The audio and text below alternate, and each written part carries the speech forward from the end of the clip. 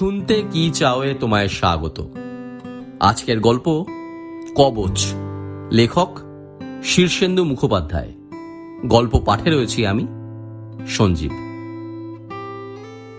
আরে হরিপদ বাবু যে, প্রাতঃপ্রণাম প্রাতঃপ্রণাম।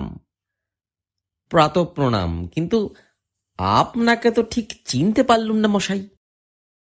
তার তাড়াহুড়ো নেই, ক্রমে ক্রমে চিনবেন। আগে কুশল প্রশ্ন আদি সেরে নি, তারপর তো অন্য কথা। তা বলি, আপনার খিদে টিদে ঠিক মতো হচ্ছে তো? রাতে বেশ সুনিদ্রা হয় তো? কোষ্ঠ নিয়মিত পরিষ্কার হচ্ছে তো? দেখছেন তো মশাই, বাজার যাচ্ছি। এখন কি আর এত খতেনের জবাব দেওয়ার সময় আছে? কিন্তু হরিপদ বাবু, প্রশ্নগুলোকে তুচ্ছ ভাববেন না। এসব প্রশ্নের পিছনে গূঢ় উদ্দেশ্য থাকতে পারে তো। আপনার মুখ দেখে মনে হচ্ছে রাতে ভালো ঘুমোননি, নানা রকম দুশ্চিন্তা করেছেন। আপনার তেমন খিদেও হচ্ছে না বলে মুখখানা আষ্টে করে রেখেছেন। কোষ্ঠ পরিষ্কার হচ্ছে না বলে আপনার মেজাজটাও বেশ তিরিক্ষি, ঠিক কিনা? তা খুব একটা ভুল বলেননি বটে। আপনার মতলবখানা কি বলুন তো? আর চলুন, বাজারের দিকে হাঁটতে হাঁটতে এই দুটো কথা কয়ে নি। কথা কওয়ার উদ্দেশ্যটা কি একটু বলবেন? খামোখা একজন উটকো লোকের সঙ্গে হাপড়হাঁটি বুকে মরার সময় আমার নেই। চটে যাচ্ছেন কেন? ষষ্ঠীচরণ যে আপনার কাছে 5,000 টাকা পায়, আর সুদ সমেত সেই 5,000 যে 50,000-এ দাঁড়িয়েতে বসেছে, আর পচা গুন্ডা যে ষষ্ঠীচরণের হয়ে আপনার গলায় গামছা দিয়ে প্রতি মাসে অন্যায্য টাকা আদায় করছে, সে তো আর আমার অজানা নয়। আর দাঁড়ান মশাই, দাঁড়ান। এসব গুজ্জ কথা আপনি জানলেন কি করে? মেয়ের বিয়ের সময় মোটে 5,000 টাকা ষষ্ঠীচরণের কাছে ধার নিয়েছিলুম। তখন কি আর জানতুম যে ওই 5,000-এর জেরে আমার ঘটি বাটি চাটি হওয়ার জোগাড় হবে? ঠিকই বলেছেন মশাই, আমার খিদে হচ্ছে না, ঘুম উধাও, কোষ্ঠ পরিষ্কার হওয়ার লক্ষণ নেই। শুধু কি তাই হরিপদ বাবু? গণক ঠাকুর সদানন্দ সরখেল যে শনিদৃষ্টি কাটানোর জন্য প্রায় জবরদস্তি একখানা নীলাধারণ করিয়েছিলেন, তারও কিস্তি টানতে গিয়ে আপনি কি কম নাকাল হচ্ছেন? সদানন্দ আবার ভয় দেখিয়ে রেখেছে যে কিস্তি ঠিক মতো না দিলে মহা ক্ষতির অভিশাপ লাগবে। তার ওপর ধরুন, আপনার বাড়ির পাশেই মহাকালী ব্যায়ামাগারে রাখরা, তারা জোর করে আপনার জমির 2.5 ফুট বাই 60 ফুট দখল করে বসে আছে, আর আপনি প্রতিবাদ করলেই তেড়ে আসছে। এও তো সবাই জানে কিনা? আশ্চর্য মশাই, আমি আপনাকে না চিনলেও আপনি তো দেখছি আমার সব খবরই রাখেন। তা মশাই, এত সব জানলেন কি করে? আপনি কি শত্রুপক্ষের লোক? ছি ছি হরিপদ বাবু, এরকম অন্যায় সন্দেহ আপনার হলো কি করে? আপনার ভালো চাই বলেই না আর 5টা গুরুতর কাজ ফেলে আপনার সাহায্যের জন্য ছুটে এসেছি। আপনার গিন্নির বাঁ হাঁটুর বাত আর অম্বলের অসুখের জন্য ডাক্তার বদ্যি আর ওষুধের পেছনে আপনার যে হাজার হাজার টাকা বেরিয়ে যাচ্ছে, সে খবর জানি বলেই না আপনার দুঃখে দুঃখিত হয়ে না এসে থাকতে পারলাম না। কিছু মনে করবেন না মশাই, আজকাল লোক চেনা খুব শক্ত বলে একটু ধন্দ ছিল। এখন বুঝতে পারছি আপনি তেমন খারাপ লোক নন। নই তো। এই যে গেল সপ্তাহে আপনি অফিসের লেজারে একটা 40,000 টাকার ক্রেডিট এন্ট্রি ভুল করে ডেবিটের ঘরে বসিয়ে দিয়েছিলেন, তার জন্য গণেশবাবু কি অপমানটাই না আপনাকে করলেন। ইডিয়েট, গুড ফর নাথিং, অপদার্থ, মিসফিট, নন কমিটেড ইত্যাদি কি বলতে বাকি রাখলেন বলুন? তার উপর হেড অফিসে জানিয়ে আপনাকে পায়রাডাঙ্গায় বদলি করার হুমকিও দিয়ে রেখেছেন। আর আপনি ভালোই জানেন পায়রাডাঙ্গায় বদলি হওয়া মানে আপনার ভবিষ্যৎ অন্ধকার। ওহ মশাই, আপনি নির্ঘাত অন্তর্যামী। এত খবর রাখেন দেখে আমি কেবল অবাকের পর অবাক হচ্ছি। সত্যি মশাই, গণেশবাবুর মতন এমন অকৃতজ্ঞ লোক হয় না। এই তো গত ইয়ার এন্ডিংয়ে গণেশবাবুর মান বাঁচাতে পরপর 4 দিন অফিসের সময় পার করেও 2-3 ঘন্টা করে বেশি খেটে তার কাজ তুলে দিয়েছি। এই কি তার প্রতিদান?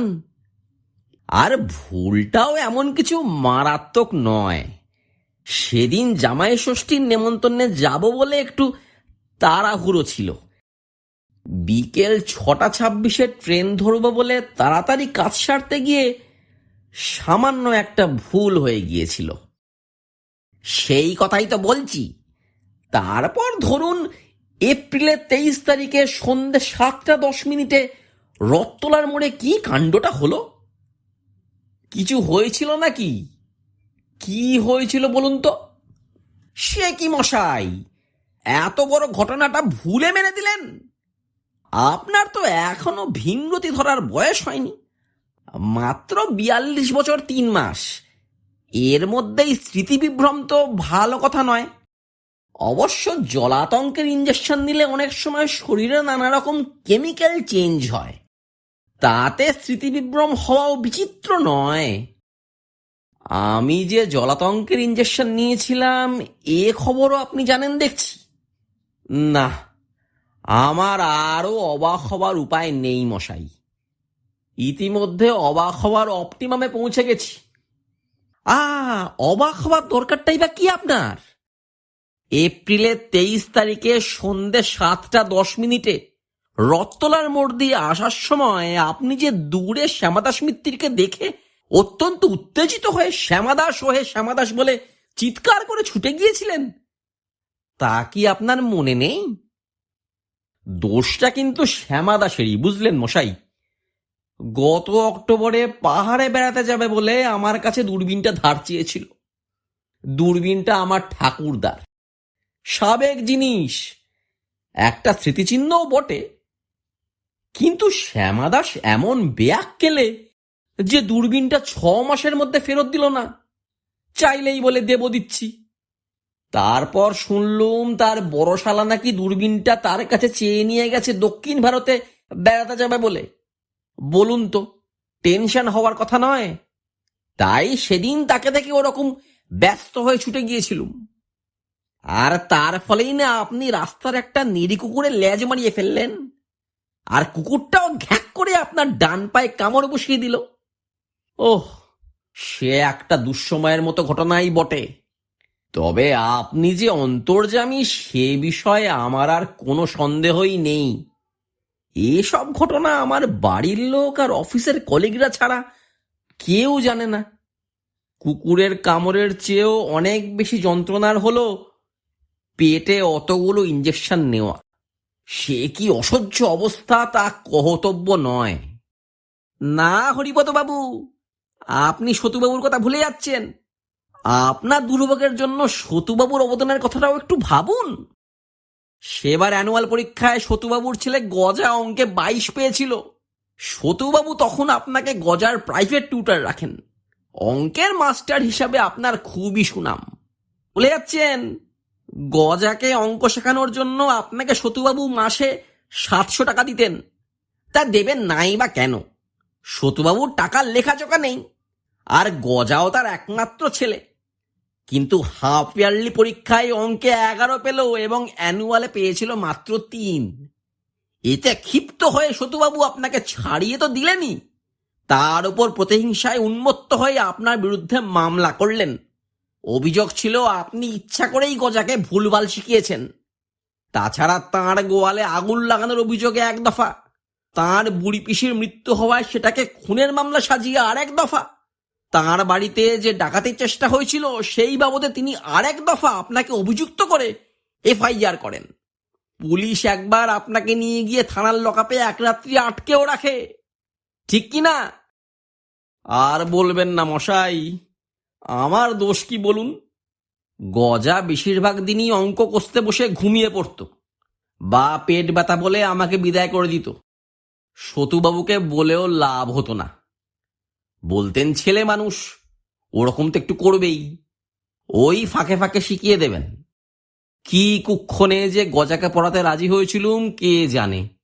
সতুবাবু আমার জীবনটাই অসহ্য করে তুলেছেন।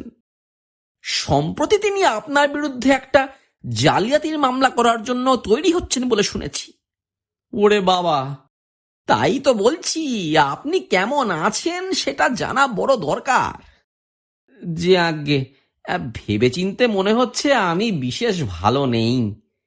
আমার ঘুম হচ্ছে না, খিদে হচ্ছে না, কোষ্ঠ পরিষ্কার হচ্ছে না, বুক দূর দূর করে, শরীর দুর্বল লাগে, মাথা ঘোরে। আহা, তার জন্য চিন্তা কি হরিপদ বাবু, আমি তো আছি। আপনি আছেন? কিন্তু কিভাবে আছেন?